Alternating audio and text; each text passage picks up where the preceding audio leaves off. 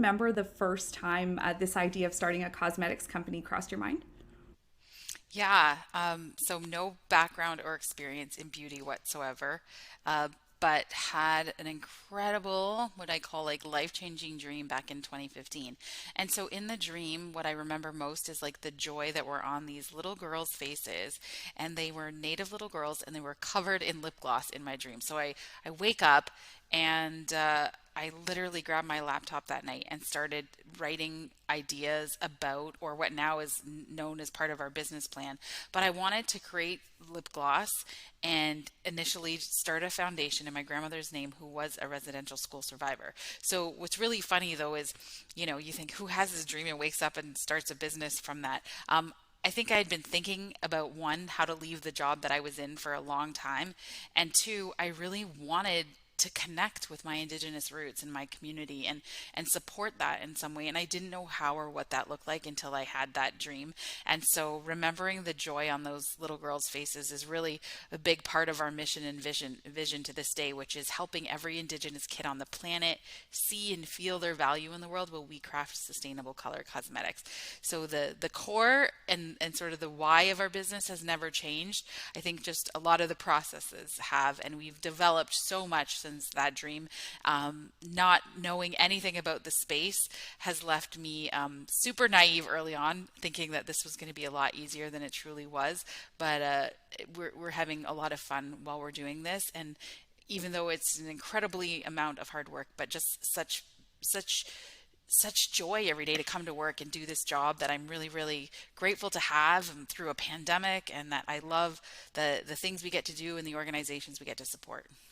One of the questions I had wanted to ask was when did supporting Indigenous communities become a part of the mission? But you just answered it there, that it's really been a part of your mission from the beginning. So before you had that dream, were you involved at all in any advocacy work in Indigenous communities? No, none at all. The the like the truth be told, I was really disconnected from my Indigenous roots. Grew up with my mom here in St. Catharines, and she's non-Indigenous.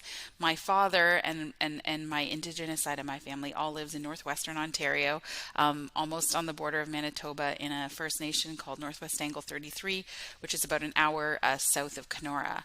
And so only having like this mild connection to my dad in my early years, then, moving to St. Catharines with my mom when I was about 4.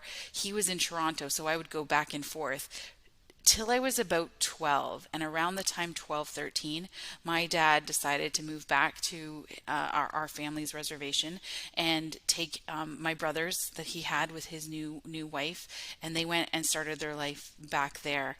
And so at that time in my life, now looking back, it was really like this. I felt so abandoned, and struggled with abandonment issues my entire life. I know many mixed race children struggle with identity issues. So not looking at all like my mom or her side of the family, and maybe looking like my dad and his side of that family, but not feeling any connection. So it really caused so many issues in my personal life, which led to many, many years of trauma. It led to my abuse of alcohol. I struggled with alcoholism probably for like 6 years. And then in 2014, I got sober and have been sober ever since, but had that dream literally like 3 months after getting sober. And so building this brand has literally been not only this incredible connection of me figuring out who I am, but it's been like this amazing healing journey